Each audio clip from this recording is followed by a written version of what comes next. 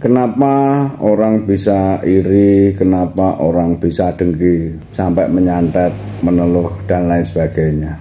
Dirgahayu, Rahayu Wilujeng Jati. Mungkin saya juga pernah merasakan iri, tapi saya punya kendali. Jangan sampai saya dengki. Iri ini adalah perasaan tidak memiliki kualitas superior atau kepemilikan, atau kita tidak senang jika orang memiliki kelebihan-kelebihan. Dengki ini adalah wujud dari rasa iri, biasanya ya kejahatan-kejahatan yang timbul. Santet, teluh, jengges, kalau budaya Arab itu mengenal dengan sebutan kijib. Nah, hampir sama itu ya. Santet ini harus punya dendam. Kalau santet ini tidak memiliki dendam, maka santet ini akan berlangsung tidak 100%, karena bahan bakar santet adalah dendam. Ada orang yang menyantet misal separuh hati, ya mungkin yang disantet juga tidak apa-apa, tidak berefek, atau kalau mau berefek ya kemungkinannya sangat kecil. Misal seperti pesulap merah atau ustadz siapa itu ya, saya lupa namanya, menantang para dukun untuk menyantet. Nah, dukun yang ditantang ini nggak punya dendam, disuruh menyantet ya nggak bisa. Terus lagi biasanya santet itu punya, kalau sekarang itu Sherlock ya, Sherlockation. Biasanya berupa garam, tanah kuburan, atau pocong-pocongan. Itu banyak ya medianya ya, media untuk Sherlock santet. Dan konyolnya orang sekarang itu ingin melukai atau menjahati orang, Sherlocknya itu pakai bunga. Kalau untuk pelet pakai bunga, tapi kalau untuk menyantet orang nggak pakai bunga seharusnya. Itu juga yang menyebabkan santet ini tidak bekerja dengan maksimal. Santet ini banyak macamnya.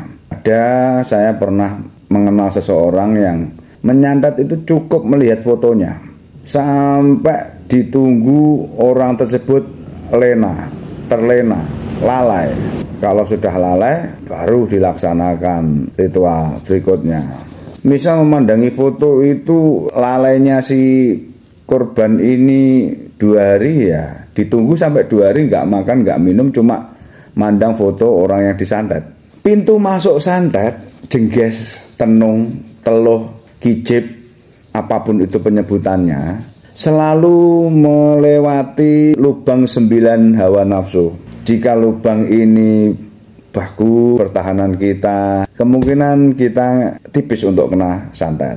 Salah satu cara menghindari santet, misal kita sudah mendapat sirine, telinga panas gitu ya, kita siap-siap, kita harus tidur di lantai, dan salah satu anggota tubuh kita harus menyentuh tanah. Ilmu santet sesakti apapun akan kesusahan untuk meraih orang-orang yang sudah tidur di tanah. Itu memang semacam cakra, atau ya cakranya ibu bumi atau cakranya bumi ya. Ada batas di situ. Semacam itu ya, tapi bukan atmosfer ya. Kita mengenal rumah joglo, rumah model 5 yang ada tiangnya 4 itu ya. Itu kenapa rumah-rumah seperti itu katanya anti santet.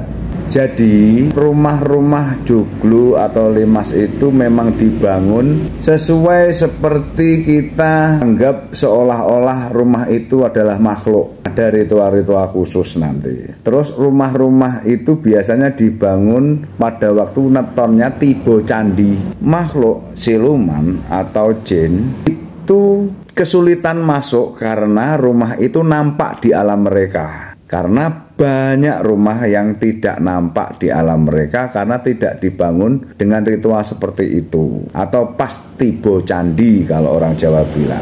Kenapa tidak tampak? Karena tidak dibangun di waktu-waktu seperti itu. Akhirnya makhluk siluman atau jin itu memasuki dinding itu ya, menembus dinding itu ya seperti menembus udara biasa, karena rumah itu tidak tampak di alam mereka. Terus lagi ada orang bilang pring kuning. Pring kuning itu katanya anti santet. Bisa dibenarkan karena di alam mereka pring kuning itu nampak sangat besar. Misal pring kuning itu besarnya segini ya. Di alam siluman atau jin, pring itu akan tampak sebesar rumah, jadi menutupi rumah itu.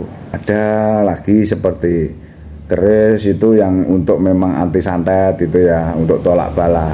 Maka keris tersebut nampak di alam jin atau alam siluman akan sangat membesar dan menutupi rumah yang ditumbali itu, yang dijaga oleh keris itu. Banyak metodenya, banyak cara. Apakah saya pernah kesantet? Pernah. Apakah saya pernah menyantet orang?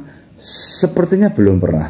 Gini, kalau saya pernah kesantet orang itu ya sakit juga, tapi santet itu punya masa aktif, jadi ya dicuekin aja, dibiarkan aja. Menyantet orang salah alamat, ya makhluk yang disuruh untuk mencelakai kita itu akan balik lagi. Salah alamat, enak dicuekin, nggak usah bales, toh nanti bakal balik lagi ya. Percaya saja, Tuhan itu maha adil, nggak usah khawatir. Misal gini, kita ibaratkan santet itu satu pukulan santet, satu pukulan sihir sama dengan 10 kali pukulan nyata. Jika kita kena sihir, kita balas dengan sihir, itu impas. Jika kita kena pukulan biasa 1 kali, kita balas dengan sihir 1 kali, maka kita punya hutang 9 kali pukulan nyata. Makanya orang yang mengerti sihir itu nggak akan main-main dengan sihir. Ibaratnya begitu ya. Apa yang kurang jelas monggo ditanyakan. Percaya saja, Tuhan itu maha adil, nggak usah khawatir.